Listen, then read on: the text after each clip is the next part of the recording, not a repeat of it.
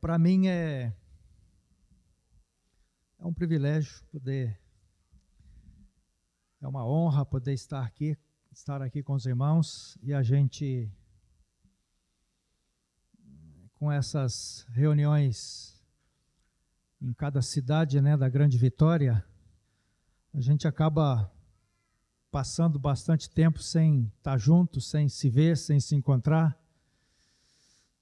Quando a gente era mais novo, a gente na segunda-feira tinha o lazer, na quinta-feira tinha o futebol, estava até relembrando aí com o Genivaldo, com o Didi, saudade daquele tempo. Então a gente tinha mais vezes durante a semana, enquanto a gente se encontrava para poder, em parte, se divertir, mas estávamos sempre juntos, né? Era muito divertido. E de uns anos para cá, então, quando começamos a fazer essas reuniões em separado, e também tínhamos a reunião geral da Grande Vitória, que era semanal também, então nos víamos, né, toda semana. Então, para mim é uma honra poder estar aqui e rever, né, cada um de vocês, os mais antigos, né, poder revê-los e conhecer os mais novos também, né, conhecer os mais novos. Louvado seja o Senhor. E eu louvo a Deus pelo que o Senhor está fazendo, não só conosco, os com um pouco mais de idade, mas também com os jovens, os adolescentes, os jovens, né? Testemunha aqui desse grupo que foi naquele encontro lá, de Ponte Nova. É muito gratificante e edificante para nós ver o que o Senhor está fazendo com essa turma, porque nós se vamos pelo caminho, nós vamos pelo caminho de toda a gente, né? E vocês que estão vindo nos seguindo, vocês vão assumindo as responsabilidades e levando a igreja em frente. Louvado seja Deus. E uma coisa importante que o Uriel falou aqui sobre a questão, ele falou sobre cura, né? Ele usou uma outra expressão aqui, não estou lembrado, mas é o que Deus tem, assim, nos falado especificamente já, pelo menos a mim, o Senhor vem falando de uns 2 anos ou mais para cá. Eu tenho estado muito incomodado, né? Muito incomodado com algumas coisas que vieram acontecendo ao longo dos anos. E então o Senhor começou a ministrar meu coração e também tem ministrado o coração de outros irmãos. Eu não quero dizer que eu sou pioneiro nisso, nada disso. O Senhor está falando e o Senhor está falando a todos, a muitos e a todos. É claro que uns parece que precisa se manifestar mais do que os outros e então eu não posso falar outra coisa diferente senão o que Deus tem me falado e nos falado nesses últimos tempos, nesses últimos especificamente 2 anos. E está muito ligado à questão de como nós vivemos como igreja ao longo desses mais de 40 anos, pelo menos a minha experiência e de outros irmãos. É claro que em todo o tempo, ninguém que agiu da maneira que agiu, premeditou, ou teve má intenção, ou fez, como é que eu vou dizer, mal intencionado. Tudo que nós fizemos foi com boa intenção, foi com o entendimento que tínhamos em cada tempo ao longo de todos esses anos, mas o Senhor está nos fazendo enxergar que algumas coisas que nós praticamos ou algumas ações que nós tivemos ao longo desses anos, elas não foram as melhores. E então temos assim nos deparado com pessoas de fato machucadas, pessoas feridas, pessoas desanimadas, pessoas às vezes nos deixando e indo estar em um outro local, em um outro grupo. Não que isso esteja errado, vamos dizer assim, não que isso seja um problema, mas eu creio que isso não é bom para nós quando alguém sai porque foi ferido, porque foi machucado. E Deus começou a nos falar muito fortemente sobre isso. E quando eu comecei a entender essas coisas, o Senhor me levou àquela palavra de Isaías capítulo 6, verso 5, quando Isaías, ele viu a santidade de Deus, a expressão dele foi essa: ai de mim. Ai de mim que sou homem de impuros lábios e que vivo no meio de um povo de lábios impuros. Quando ele viu a santidade de Deus, ele imediatamente se deparou com a miséria dele e do povo ao qual ele fazia parte. E eu quero dizer para vocês que quando o Senhor começou a me fazer enxergar algumas coisas, eu também, a minha reação de fato foi parecida. E eu então caí diante do Senhor e falei: Senhor, tenha misericórdia de mim e tenha misericórdia dos meus irmãos. E o Senhor vem então nos falando, e eu tenho compartilhado também com os demais irmãos, tenho compartilhado no presbitério. O Senhor está falando também com outros irmãos, né? Inclusive tem falado sem a gente se comunicar, o Senhor tem falado também com outros irmãos, sem eu ter contato sobre esses assuntos com nenhum desses irmãos que estão tendo também, da parte do Senhor, esse entendimento. E aí o Senhor me fez, talvez de uns 3 anos para cá ou mais, o Senhor começou a me fazer estar junto com pessoas, com irmãos, que foram machucados e feridos por nós ao longo desses anos. E que eu tenho de fato chorado muito, e então que eu tenho dito para Deus como resolver isso. O que eu tenho que fazer? Porque, irmãos, uma das minhas alegações, já de muitos anos para cá, enxergando algumas coisas que eu vou colocar aqui para os irmãos, eu discordava, porém, eu não tinha, eu não vou dizer a palavra coragem, não é essa a palavra, mas eu não me apercebia de que aquelas coisas que eram praticadas entre nós, elas estavam causando danos às emoções, à mente de alguns irmãos, não sei se poucos, não sei se alguns, não sei se muitos, mas eu tenho me deparado com alguns machucados e feridos,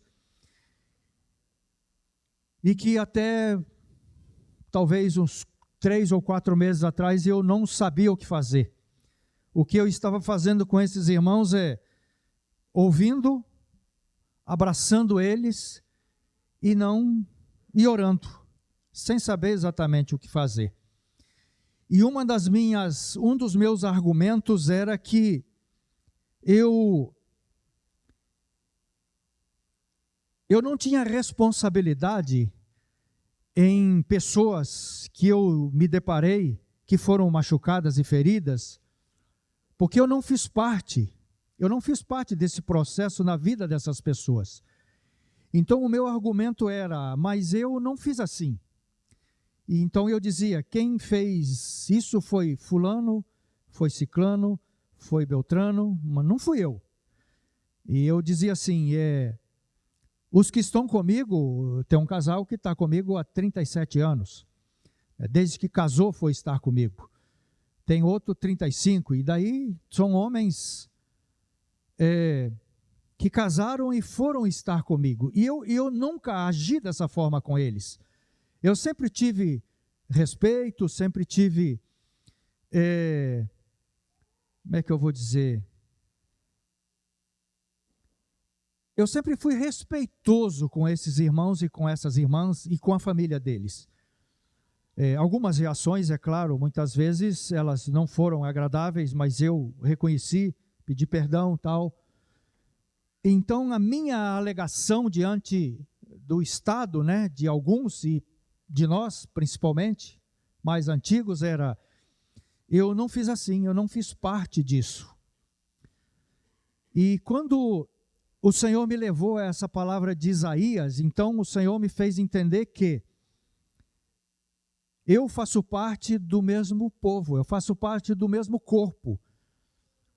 E o que o meu irmão fez, eu sou responsável juntamente com ele. E o que eu fiz, eu também sou, o meu irmão também é responsável.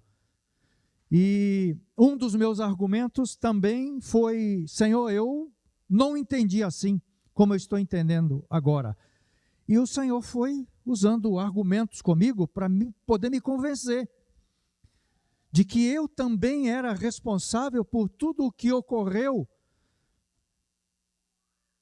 na igreja, na Grande Vitória, e aqueles a quem nós temos estado junto, fora da Grande Vitória, eu sou o responsável. Uma coisa que o Senhor me falou que nós não somos culpados, eu não tenho culpa, nós não temos culpa, porque sobre os filhos de Deus, aqueles que nasceram de novo, que foram justificados, não há mais culpa, não há mais condenação para aqueles que estão em Cristo Jesus, mas há responsabilidade.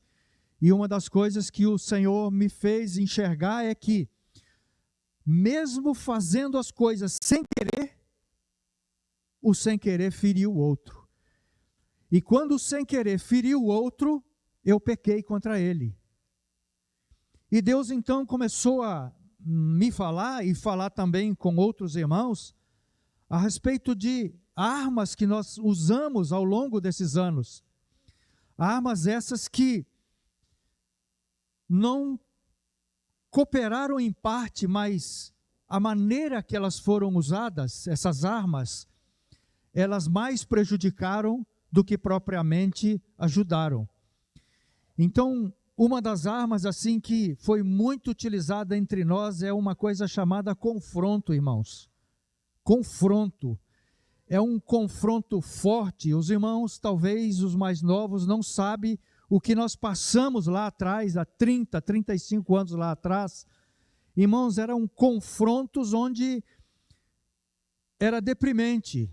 Muitas vezes era deprimente os confrontos. Por quê? Porque era o homem querendo convencer o outro e pegando esse outro, torcendo esse outro para ele confessar aquilo que muitas vezes ele não entendia. E a gente viveu isso, e alguns foram feridos por esta causa, por esse tipo de ação que tivemos. E como eu não fazia isso com os irmãos, eu não fiz isso com os irmãos, então eu me achava à parte, eu era alguém à parte, e o Senhor me fez ver que não, porque às vezes que irmãos foram confrontados, eu estava junto e não fiz nada. Eu estava junto e não fiz nada. Então eu sou responsável tanto quanto o outro. E o Senhor começou então a falar sobre o confronto, começou a falar sobre a justiça própria. Isso são armas que nós utilizamos ao longo desses anos. Nós sempre tínhamos, e tem alguns ainda, que tem explicação para tudo. Quando alguém ferido chega perto dele e vai falar da sua ferida, ele tem justificativa, ele tem explicação. E uma das é: eu não tive intenção. O que Deus tem nos falado é que, sem intenção, a pessoa foi ferida, e se foi ferida por mim sem intenção, eu pequei. E eu preciso confessar o meu pecado ao Senhor e confessar o meu pecado à pessoa a quem eu feri. E o Senhor veio falando mais. A gente usou muito a Bíblia, e é aí que nós precisamos ter cuidado com a palavra de Deus. A gente usou a Bíblia como se nós fôssemos o Espírito Santo, querendo pôr a Bíblia na cabeça do irmão e fazer isso descer. E não é assim que funciona. Quando os jovens disseram aqui a respeito da metanoia, transformação de mente, irmãos, a mente humana não pode ser transferida ou transformada por uma ação humana. A mente humana só pode ser transformada pela ação do Espírito Santo. Porque tem que tirar o que está construído, tem que desconstruir para reconstruir algo novo. E é um processo que só o Espírito Santo pode fazer. Não é simplesmente eu pegar a Bíblia e pregar. Não é só isso. E a transformação da mente, segundo a mente de Cristo, sempre nós precisamos voltar para onde? Para a palavra de Deus.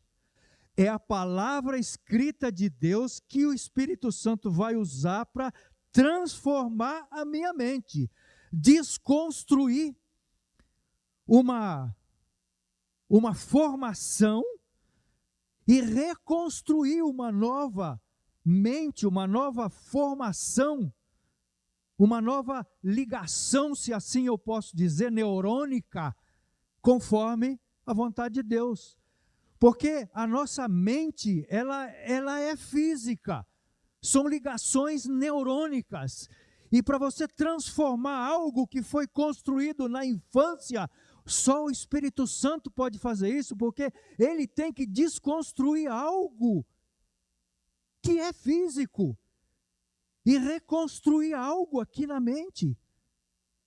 E nós usamos a palavra de Deus tentando transformar a mente de irmãos na força, a ferro e fogo. E aí foi lei. E aí a Bíblia diz que a lei, por si só, ela faz o quê? Ela mata. A lei, ela mata. Então, o que é que faz a mudança? É a ação do Espírito Santo. E esse foi um dos erros grandes que nós cometemos ao longo desses anos.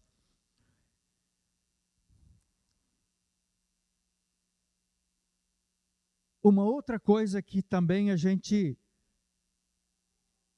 fez foi usar o amor sem misericórdia. O amor sem misericórdia, ele é nulo. Ele é nulo.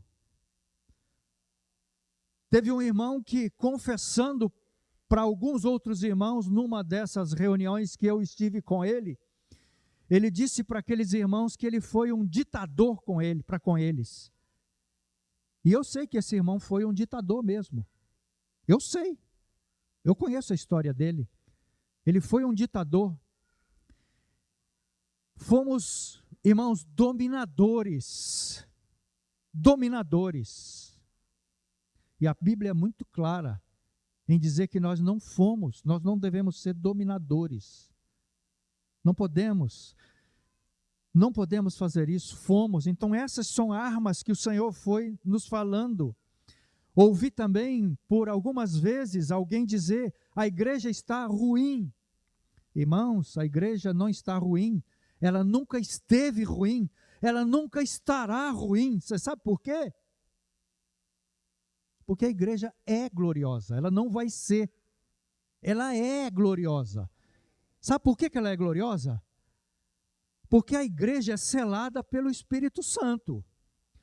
A igreja, cada um de nós foi salvo pela ressurreição de Cristo. Cristo nos ressuscitou. Ele nos justificou. O nosso espírito está justificado. Nasceu de novo, somos novas criaturas. Quem está em Cristo é nova criatura. O velho se passou, tudo se fez novo. Mas isso no âmbito espiritual. No âmbito de alma, de caráter, nós estamos sendo santificados, transformados. Aí é um processo. Mas quando nós olhamos no âmbito espiritual, a igreja é gloriosa, a igreja vai vir buscar essa que está aí. Se Jesus voltar agora, você vai, você do jeito que você está aí. Então a igreja não está ruim, nunca esteve, nunca estará. Porque a igreja é fruto da morte, da ressurreição de Cristo, lavada e remida pelo sangue de Cristo. Então não pode estar ruim. Agora, tem dificuldade, tem problema de alma, tem problema de caráter, tem ferida, tem. Precisamos fazer o quê? Da graça e da misericórdia de Deus, para quê? Para curar as feridas que existem. E para buscar a santificação minha, nossa. E isso só pode ser feito, irmãos, nunca individual. Tem gente que continua querendo estar no corpo de Cristo, vivendo uma carreira solo, eu costumo dizer. Não, é corpo. Corpo age como corpo e não como indivíduo. Pé, mão, olho, braço, nariz, boca, age tudo dentro do corpo e não individual. Não pode. É corpo. Eu comecei a entender essas coisas, de que eu sou responsável com esses irmãos, porque entendi o corpo de Cristo. Eu não tenho como me eximir de tudo que aconteceu. Não tem como fugir, não tem como ir para lugar nenhum. Tivemos um excesso de zelo. O zelo, ele é bom, mas tem que ser o zelo de Deus e não o nosso zelo. Não tem que ser o meu zelo carnal.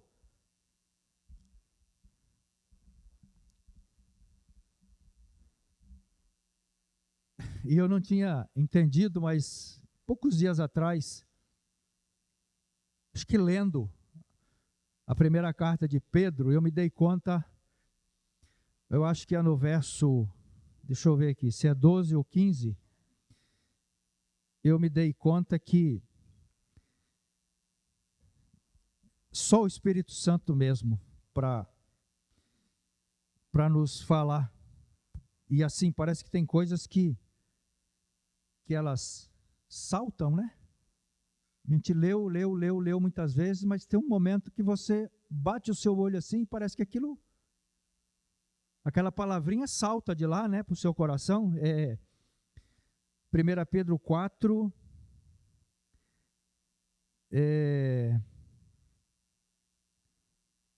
4,15, diz assim: se algum de vocês tiver de sofrer, que não seja por ser assassino, ladrão, criminoso, ou por se meter na vida de outros. Essa frasezinha saltou aos meus olhos. Por se meter na vida de outros.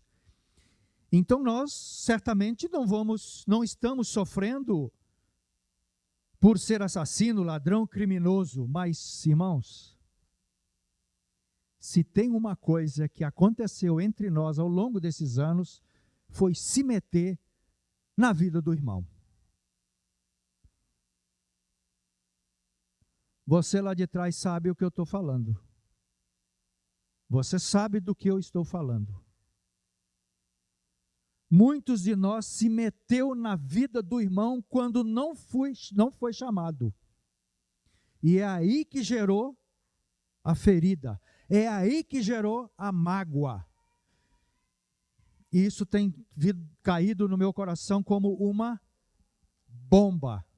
É como uma bomba tem caído no meu coração. E eu estou procurando esses irmãos a quem Deus tem me falado que ferimos. Eu estou procurando. Tem outros irmãos que estão indo comigo, tem outros que estão assim como que de longe olhando, eu quero ver aonde é que isso vai dar. Mas eu quero dizer para os irmãos que eu não posso falar outra coisa senão ao que Deus está nos falando.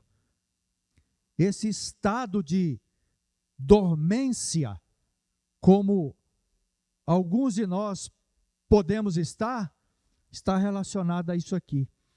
Então, uma coisa que Deus nos falou foi que essas armas, elas precisam ser definitivamente eliminadas de entre nós. Isso não pode mais fazer parte da nossa vida, porque isso trouxe muito mais dano do que propriamente ajudou. E aí o Senhor me fez, eu não tive uma visão, e também não tive sonho, né? Diz que os velhos sonharão, mas eu não cheguei nessa idade de sonhar ainda não. Mas é como se eu estivesse indo, eu estava consciente, acordado, sentado na poltrona da sala lá de casa. Isso numa manhã lá. E é como se o Senhor tivesse me levado por uma estrada, e depois ele me tirou dessa estrada, entrou numa estradazinha de terra, e me levou por um meio de uma capoeira, um mato. Não era mata, era um matagal, né? Tipo uma restinga, onde tinha uma lagoa muito grande. E ele foi me levando assim, em pensamentos, e quando eu cheguei mais ou menos no meio da lagoa assim, do lado de fora, é claro, da lagoa, né? E então o Senhor disse assim: olha, essas armas que vocês utilizaram, elas precisam ser jogadas aqui, nesse local da lagoa. E era mais ou menos no meio dessa lagoa. Era uma lagoa muito grande, muito grande, muito grande. Não dava para você ver um lado e o outro. E aí eu perguntei, mas tá, jogar aqui por quê? Por que aqui? Aí o Senhor disse, é porque aqui é o local mais profundo dessa lagoa, é como se fosse um abismo. Então essas armas têm que ser jogadas aqui, porque se algum quiser voltar para pegar qualquer uma dessa arma de volta, ele não vai mais encontrar. Ou seja, isso não pode mais fazer parte da nossa vida, irmãos. Nós temos que lidar uns com os outros como irmãos, dando a honra devida, dando o respeito devido, recebendo a honra devida e o respeito devido como irmãos. E não se achando no direito de, porque o irmão pecou, eu vou desrespeitá-lo. Não, se o meu irmão pecou, a Bíblia diz, vai a ele. Mas vai a ele não é com um machado, não é com um porrete. Vai a ele em amor. Vai a ele acompanhado da misericórdia, porque você e eu estamos aqui por causa do amor e da misericórdia de Deus. Vá a ele, conversa com ele, mostra a ele que aquilo que ele fez não foi a melhor ação, não foi a melhor atitude. Se foi uma transgressão, mostra para ele que ele transgrediu um princípio de Deus, ele transgrediu a Deus. Mas tudo tem que ser feito em amor, com misericórdia, com longanimidade. E então, diante disso, eu falei, tá bom, mas se nós vamos jogar essas armas fora, o que é que nós vamos usar? Fica tudo solto, então? Cada um faz o que quer? E o Senhor começou a me falar, então, que não. Que nós temos que aplicar primeiro a palavra de Deus na nossa vida e depois, automaticamente, ela será aplicada na vida dos irmãos também. Mas aí o Senhor mostrou para um outro irmão. Por isso que eu estou dizendo, Deus não está falando para um, está falando para nós. Deus disse que, para esse outro irmão, que só existe uma arma que pode ser usada por nós, no reino de Deus, no corpo de Cristo. Essa arma, ela se chama humilhação.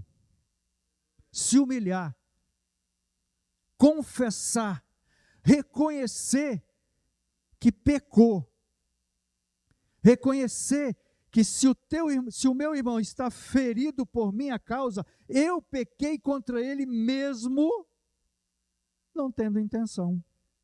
E o que é que eu tenho que fazer? Eu tenho que me humilhar, procurar o meu irmão, procurar a minha irmã, confessar sem justificar, sem dizer que eu não entendia, porque a partir do momento que eu tento justificar, eu estou querendo fazer o quê? Eu estou querendo me eximir da responsabilidade. E Deus tem nos falado que não é assim. Então temos procurado ali alguns irmãos, e eu já tenho outros que preciso procurar, e vou chamar quem também é responsável, mas se não for eu vou fazer a minha parte naquilo que Deus está fazendo.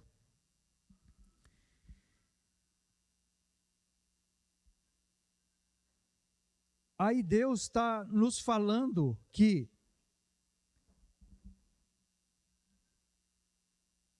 o que a gente vê é a igreja nos nossos dias, e sutilmente, irmãos, acontece também entre nós.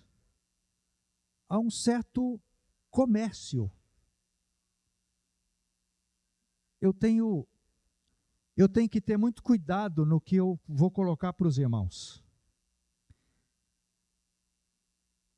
para que os irmãos não fiquem confusos.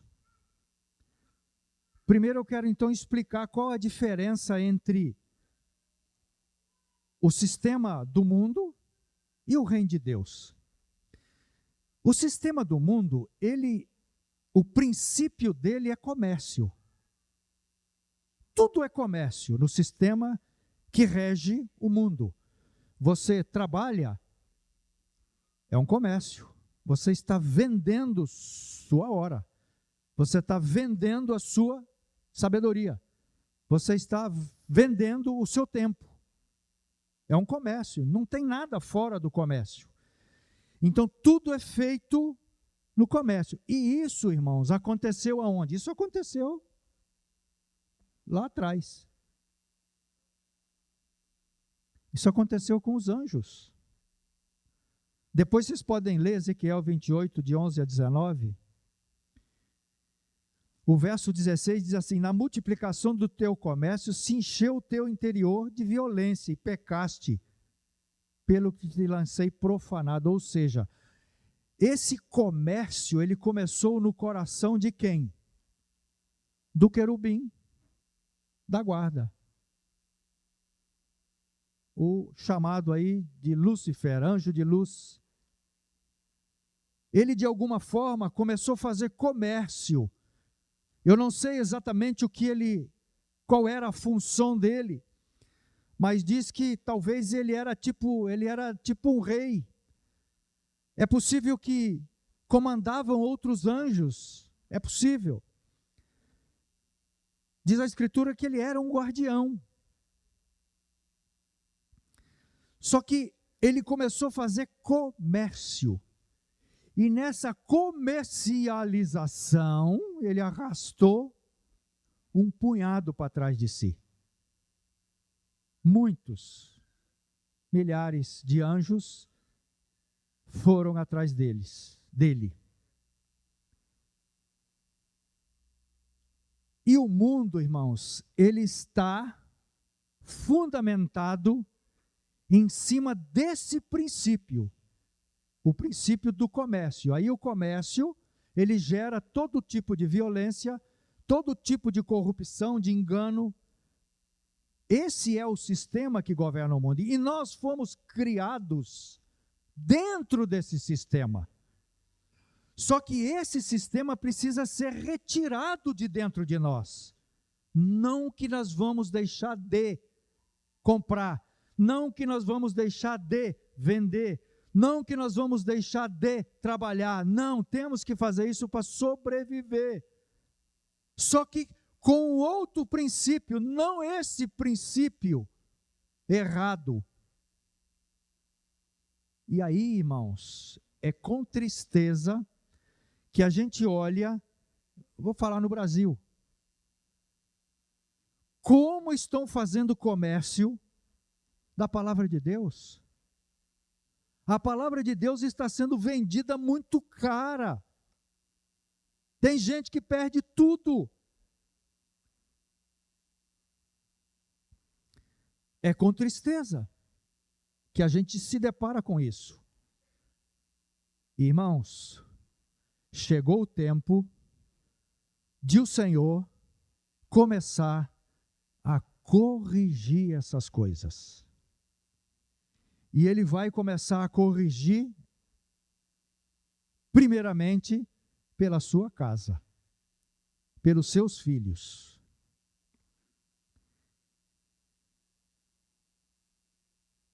Agora, qual é o princípio do reino de Deus?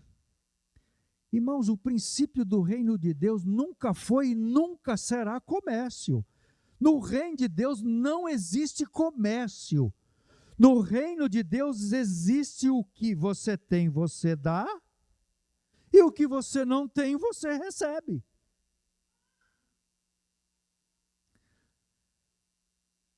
Essa é a função do corpo. O membro só pode operar dentro de um corpo, dando o que ele tem para dar e recebendo do outro membro o que o outro membro tem. O corpo de Cristo precisa funcionar assim. Eu dou o que eu tenho, o que recebi de Deus, você recebe de mim e eu recebo de você porque você recebeu de Deus e me dá, me abençoa. Esse é o conceito, esse é o princípio do reino de Deus. O princípio do amor é dar, dar, dar sem esperar nada em troca. Eu não posso dar com a mão direita e segurar com a mão esquerda. Não! Eu tenho que dar, sem esperar absolutamente nada em troca. Porque se eu dou, esperando alguma coisa em troca, eu estou fazendo comércio. Estou trocando. Esse negócio de comércio tem que sair de nós, no contexto nosso de igreja. Essa é a metanoia que o Espírito Santo está começando a fazer em nós. Retirar esse comércio da nossa cabeça, esse princípio errado. E o Espírito Santo está implantando em nós, na nossa mente, uma visão, uma clareza sobre o que é viver igreja, o que é viver o corpo de Cristo, o que é viver família, irmãos, família. E uma das dificuldades que a gente tem também é de entender família. Por causa de tanto problema que tem no meio da família. Irmão brigando com irmão, irmão matando irmão, filho matando pai, pai matando filho. Os piores e os maiores pecados acontecem dentro da própria família. Mas o Senhor está fazendo essa metanoia em nós, essa mudança de mente. Meu irmão, você não pode viver isolado, você não pode viver sozinho. Minha irmã, você não pode viver isolada, você não pode viver sozinha. Você precisa de mim, eu de você, precisamos de nós. É uma troca, é dar, recebe, recebe e dá. É assim que funciona o reino de Deus. É isso. Esse é o trabalho do Espírito Santo nos nossos dias, nesse tempo. Infelizmente eu falo, o tempo passou e a gente está entendendo essas coisas agora, pelo menos está começando a entender. Mas eu creio que é o tempo de Deus para esses nossos dias. E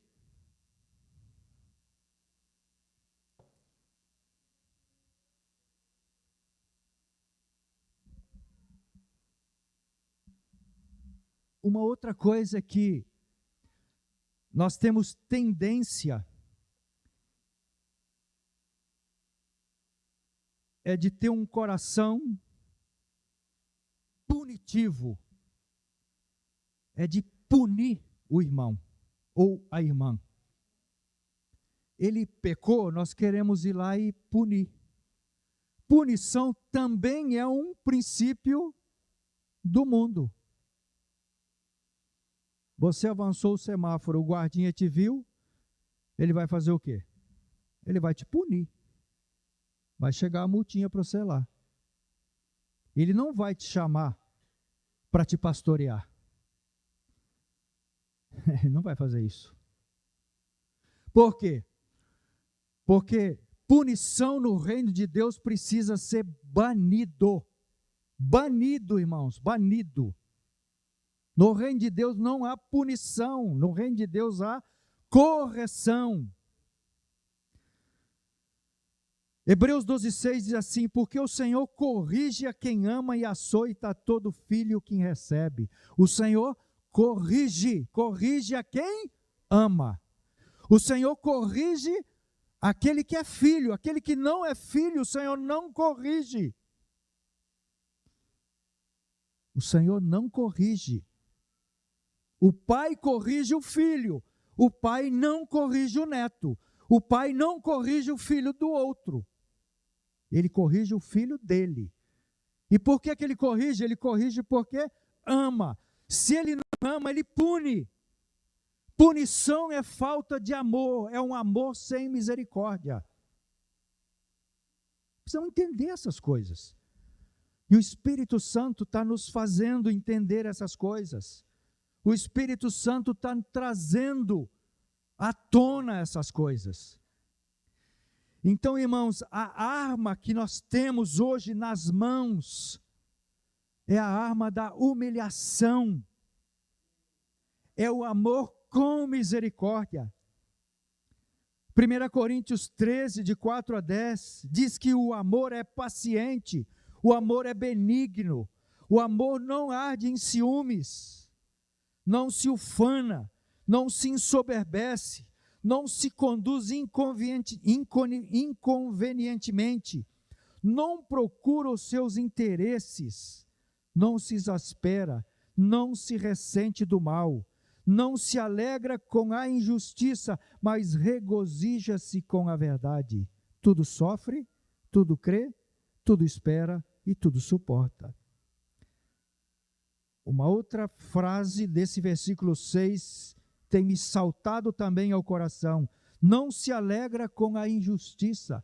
Tem gente que quando o irmão erra, qual é a reação? Quando ele erra e toma na cabeça, o que o irmão diz? Bem feito. Meu irmão, isso não é a atitude de um filho de Deus? Isso não é amor. Isso é querer punir o teu irmão. Ainda que não seja teu irmão, o que não é, você se alegra quando acontece uma desgraça com ele? Esses dias eu fui no sepultamento, foi quando? Foi, não sei se foi quarta ou quinta-feira, eu fui no sepultamento de devia ter uns 60 anos. Entrou por uma vida errada, se envolveu com droga e, por final, bem, depois de uns 3 anos ficando no hospital, veio a falecer. E aí, então, me disseram, se perdeu. Eu disse, você tem certeza? Porque eu conheci era um rapaz, no ano 2000. Isso há 24 anos atrás. Era vizinho da casa que eu tenho aqui em cima, perto de Pedra Azul. E desde que eu conheci, desde que eu fui para lá, eu orei por ele. E por toda a família e por todos aqueles vizinhos. São 24 anos orando por eles. Se nós olharmos a vida dele, de fato ele se perdeu. Mas eu posso dizer uma coisa dessa? Não. Porque se eu orei, será que Deus, no tempo que ele teve no hospital, não agiu?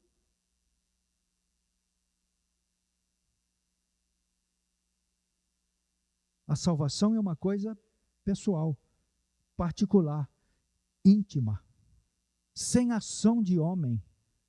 É uma ação de Deus, por isso que é gratuita, por isso que é presente. Você não fez nada para ser salvo. A sua salvação aconteceu assim, num piscar de olhos.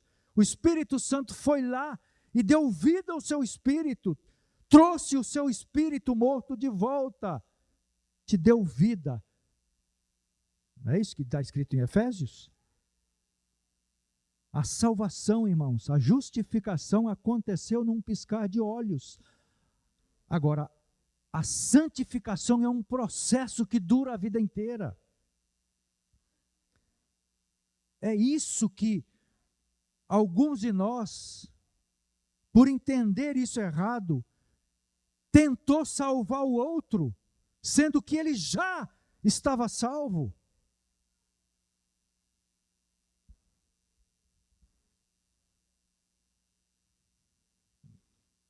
Graças a Deus que nós estamos entendendo essas coisas. Aí diz que, o verso 8 de 1 Coríntios 13 diz que o amor jamais acaba. Não tem fim o amor.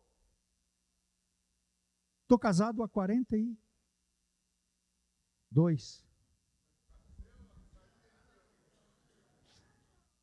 Agora em agosto. Isso eu não posso esquecer, não. Dia 14 de agosto, 42. O amor acabou? Não. Você está ganhando, né? Parabéns para você. Parabéns para você. O amor acabou? Não, irmãos. Ele está melhor do que lá quando era jovem. Porque hoje nos entendemos melhor. Porque hoje aprendemos a nos respeitar na limitação que cada um de nós temos. E estamos aprendendo, não aprendemos tudo.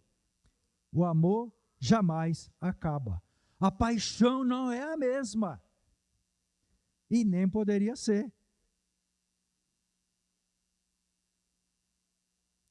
Mas o amor, o respeito, o carinho, o cuidado, o querer estar junto, está cada dia ficando melhor. O amor não acaba, ele jamais acaba. Mas, havendo profecias, desaparecerão. Havendo línguas, cessarão. Havendo ciência, passará. Então, todas essas coisas vão passar, mas o amor ele permanece para sempre. Quando a gente partir dessa para a eternidade, aí sim nós vamos, de fato, nos deparar com o verdadeiro amor, um amor puro em que não há nenhuma sombra de dúvidas. Tenho conversado, por favor, quando der o horário, me falem, porque falar é igual coçar, né? Só começar, né?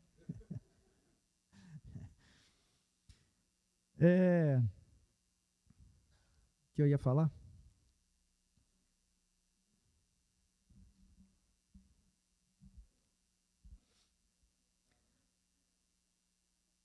Depois eu acho que eu lembro o que eu ia falar aqui.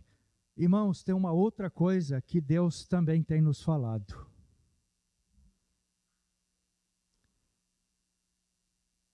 É que alguns de nós têm feito do ministério um ídolo. Isso é sério. Isso tem pesado demais no meu coração. O que é ministério? Ministério é serviço, irmãos. Eu recebi uma graça para prestar um serviço para os irmãos. Isso não me faz diferente de nada dos irmãos. Mas tem alguns que têm valorizado tanto o ministério que tem se tornado para ele um ídolo. O ministério tem estado acima do Senhor que o deu. Que deu essa graça para ele. Eu estou falando aqui para os irmãos, essa é uma graça que eu recebi da parte do Senhor. Tem nada meu aqui. Não tem sabedoria minha, não tem inteligência minha.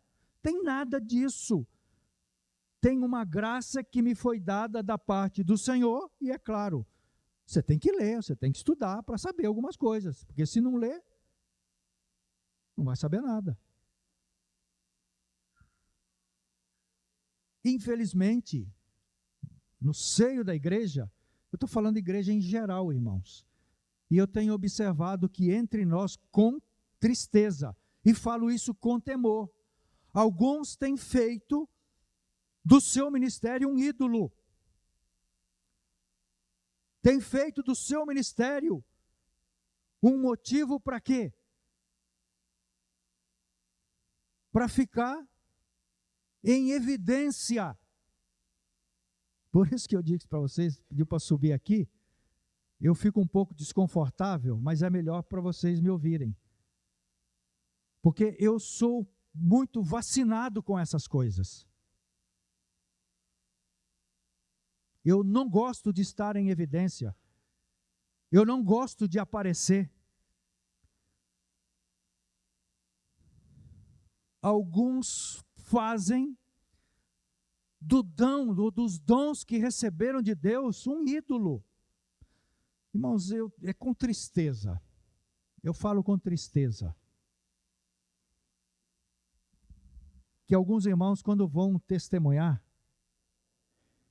eles falam, não, Deus fez isso, Deus fez aquilo outro, mas você percebe que ele está querendo dizer, eu estou aqui, Deus só fez porque eu estou aqui. O que é isso, irmãos? Está fazendo do seu ego um ídolo. E o Senhor vai corrigir essas coisas. Chegou o tempo de o Senhor corrigir essas coisas. O tempo de menino já passou.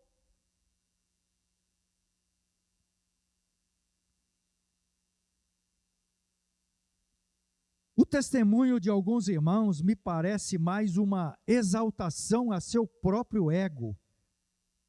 É com temor que ouço alguns desses testemunhos, irmãos. E meus irmãos, o Senhor vai corrigir essas coisas. E Ele já começou a corrigir essas coisas entre nós. E me parece que alguns de nós está ficando assustado. Mas não é para ficar assustado. Moisés ficou 40 anos no deserto para Deus fazer o quê? Uma metanoia nele. Só 40 aninhos para fazer uma metanoiazinha. Tirar o Egito dele, colocar o que Deus queria fazer através da vida dele. 40 aninhos. Jesus foi levado ao deserto, ficou 40 dias. Aí já não foi para fazer uma metanoia, não. Aí foi para ele ser tentado, vencer o tentador e seguir o ministério, começar o ministério dele. Compreende? E vocês acham que vai ser diferente conosco? Não vai ser diferente. Nós teremos o nosso tempo de deserto. Uns o deserto chega quando está mais novo, e outros o deserto chega quando está já com um pouco mais de idade. Por quê? Porque alguns de nós é muito teimoso, é mais teimoso do que o outro.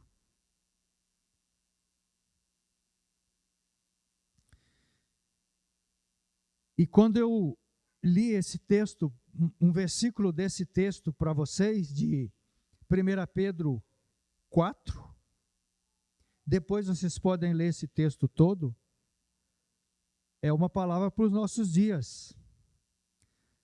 Essa palavra aqui, irmãos, é para os nossos dias e é para nós. O Senhor vai fazer isso com a igreja no Brasil. E eu estou aqui trazendo palavra profética para vocês. O Senhor está começando a correção, o juízo dele com o seu povo. O Senhor está começando. E aqueles que são mais resistentes vão sofrer mais e vão passar mais tempo no deserto.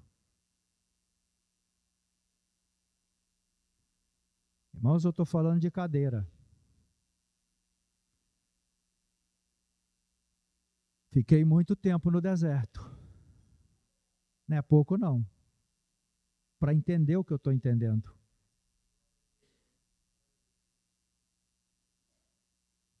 Talvez eu seja o mais teimoso dentre todos vocês que estão aqui. Mas não tem ninguém teimoso ao qual Deus não o convença, não mude.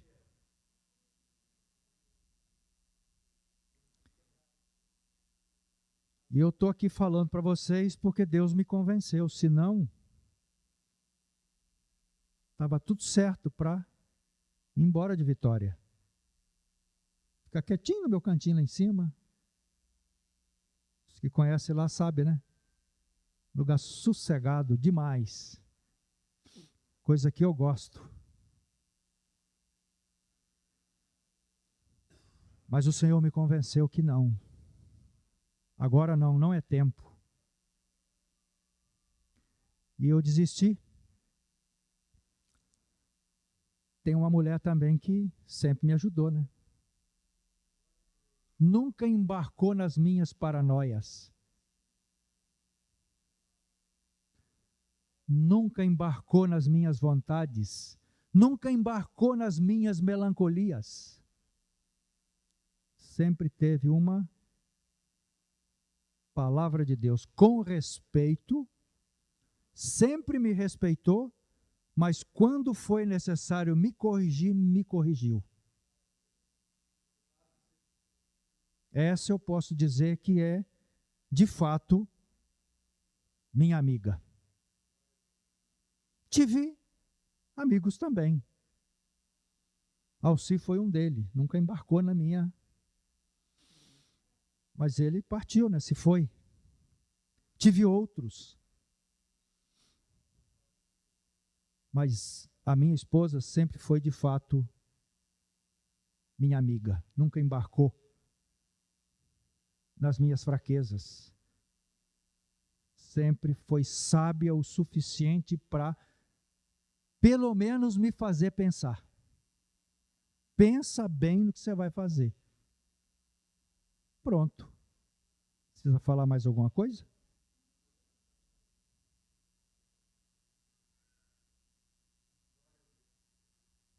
Eu não sou bobo, né? Então, meus irmãos, chegou o tempo de Deus começar o juízo pela sua própria casa. A gente vai ver coisas que a gente nunca viu, irmãos.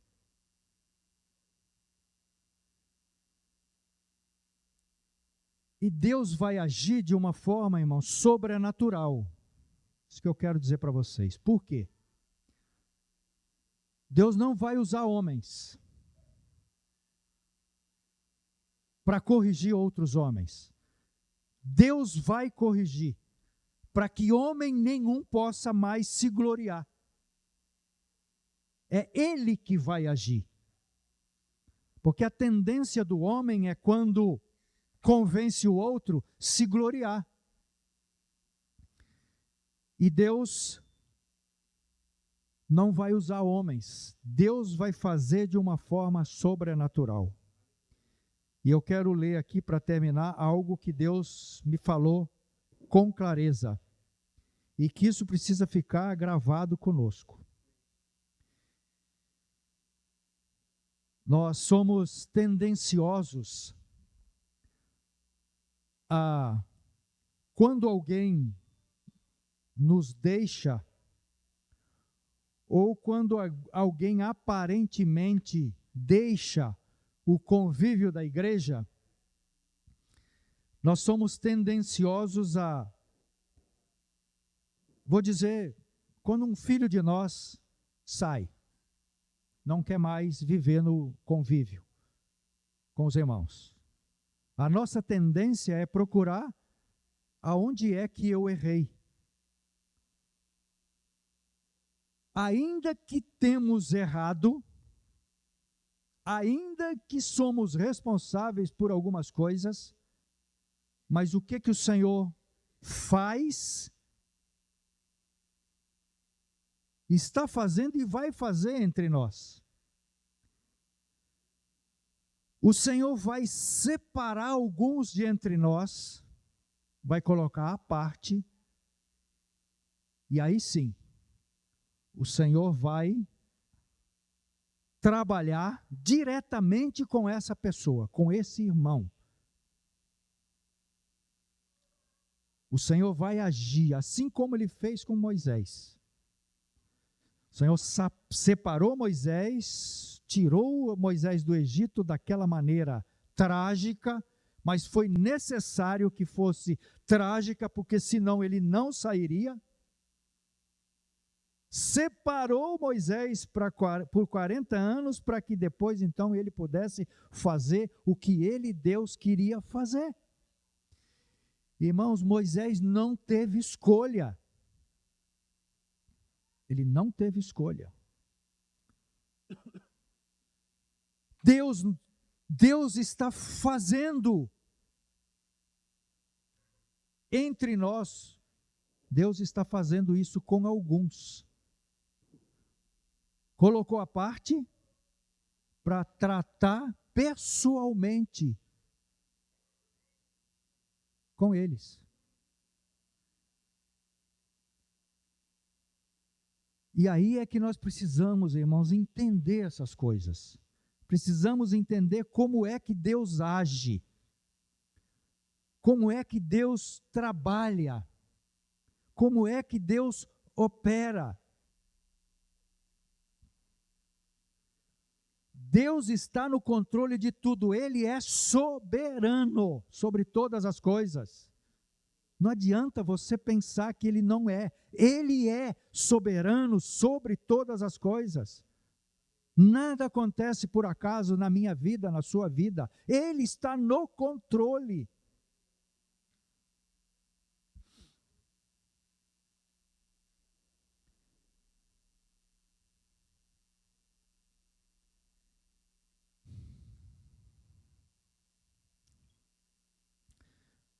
O Senhor está separando alguns de entre nós para realizar um tratamento. Isso é pessoal.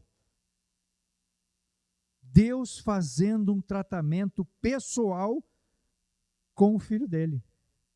Por quê?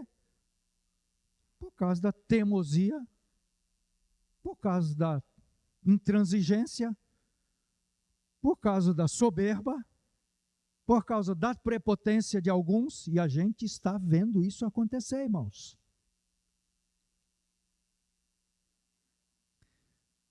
Deus precisa fazer, irmãos, uma cirurgia em alguns de nós.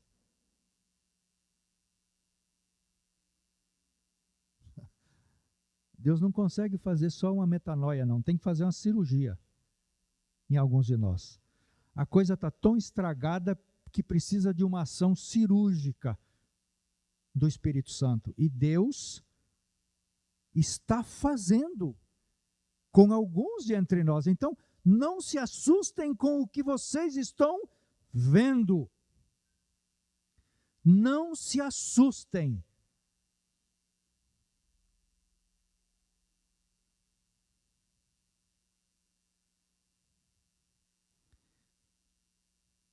Deus precisa realizar uma manutenção geral em alguns de nós. Quem trabalhou com manutenção sabe. Seu carro, quando está todo sambado, o que você tem que fazer? Uma manutenção geral, e aí tem peça que não repara mais, tem que trocar. Deus precisa fazer uma manutenção geral.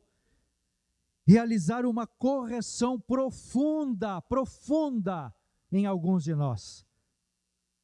Quebrar a dureza do coração. Quebrar a altivez.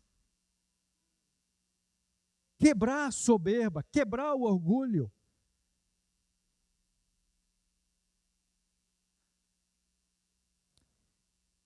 E, irmãos, diante desse quadro que estamos vendo, e vamos ver ainda mais, haverão muitos danos e haverão também escândalos. E a gente já está vendo. Lembre-se de uma coisa. Aquilo que você pode fazer, faz. O que você não pode fazer, não tente. Porque se você tentar, você vai atrapalhar o que Deus está fazendo.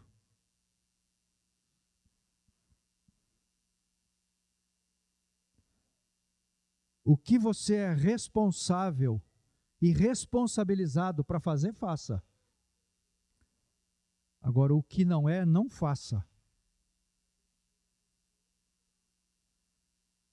E, irmãos, essas coisas, elas estão acontecendo.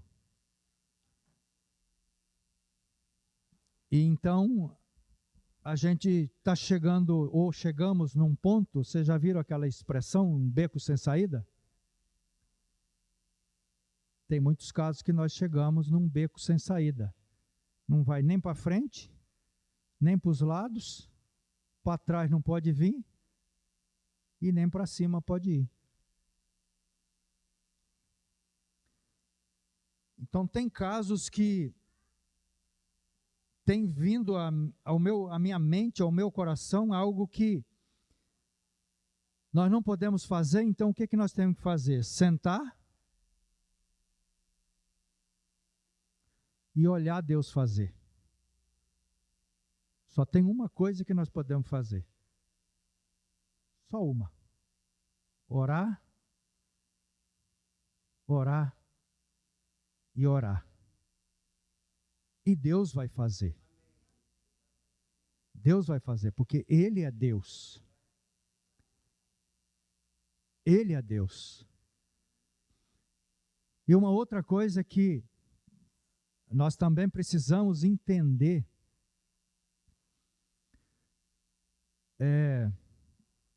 alguns talvez pensam que quando Deus está irado, Ele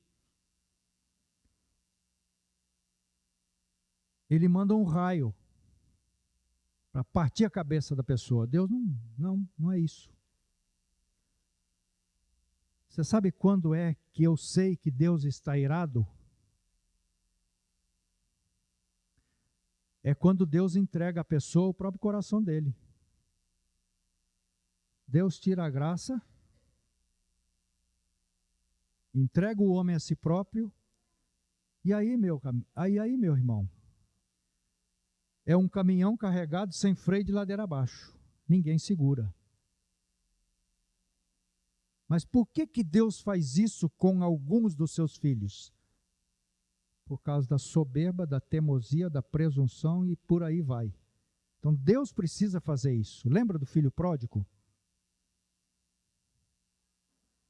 O pai disse: vai. E entregou o filho ao seu próprio destino, ao seu próprio coração, às suas próprias intenções. O que ele fez? Ele voltou. Voltou, depois que se arrebentou todo, voltou. E o que o pai fez? Recebeu como filho, porque nunca deixou de ser filho. Se você ler Romanos capítulo 1, você vai entender como é que se manifesta a ira de Deus. Como é que ela se manifesta? Entregando o homem à sua própria paixão. E aí não tem nada que segura.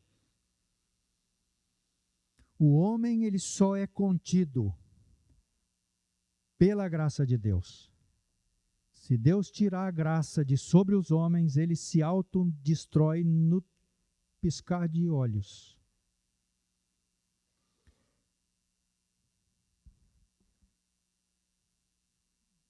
Os demônios é diferente. Sobre os demônios não tem graça. Os demônios são desprovidos totalmente da graça de Deus. Os anjos caídos são desprovidos totalmente da graça de Deus. Os demônios, os anjos caídos, espíritos malignos, eles são detidos por Deus. Eles só agem com uma permissão de Deus. Mas não tem graça sobre eles. E não tem chance de arrependimento para eles. Os homens existe graça. E sobre os homens existe dois tipos de graça. É uma graça comum, dada a todos os homens, e a graça salvadora. A graça comum foi dada a todos. O sol nasce para todos. Deus provê água para todos, provê ar para todos, provê alimento para todos, pelo menos provisão tem. O problema é chegar. Aí não é problema de Deus, é problema dos homens. Alimento tem. E os homens são tão presunçosos que dizem que Deus não existe. Eles comem a comida de Deus, respiram o ar de Deus, bebem a água que Deus providencia para eles e diz que Deus não existe. Isso é o quê? Isso é presunção, isso é soberba. E isso é coisa de quem? Do querubim caído. Que Deus tenha misericórdia de nós. Essa tem sido a minha oração já há de tempo.